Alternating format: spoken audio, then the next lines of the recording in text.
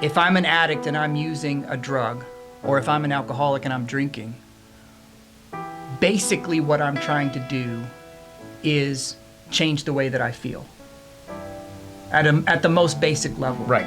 Because I don't like the way that I feel when I'm not doing it. Right. And what that means is I'm trying to regulate my emotional state. Yes. Trying to manage it and trying to regulate it.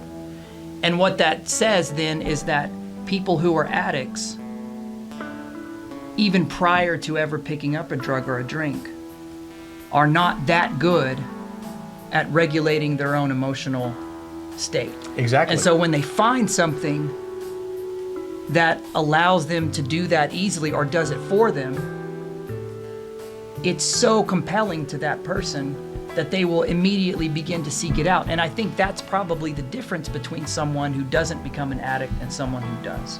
That is profound. And I feel like that is 100% true.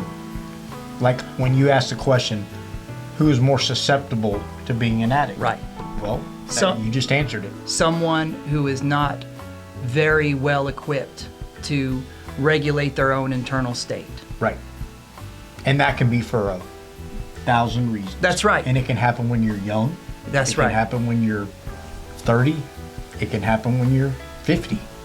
When we are very, very young, even as babies, we learn how to reach out to another person to regulate our emotion. Even babies do it. Baby has a negative feeling, baby cries. The crying is what calls the parent to come comfort the baby. And so human beings learn that it is a connection with another person that is the solution to an emotional state. That's how we learn how to regulate our emotions. Right. If in the course of that development, or even later in life, if that act of reaching out in response to a negative feeling, if that becomes painful or a rejection, and you can see like a little boy crying and going to maybe his dad, and his dad says, "No, you're stupid," or Oh, it happens all the time. Grow up, man up. right, you don't need to even have that feeling, Right.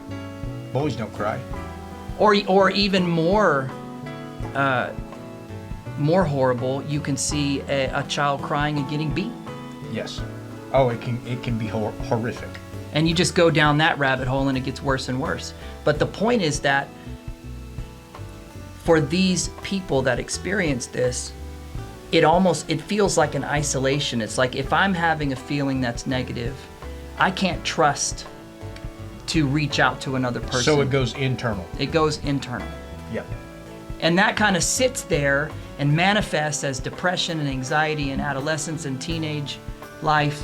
Well, if you're in a life and everyone around you is rejecting you, it's not going to take very long till you start rejecting yourself. Right.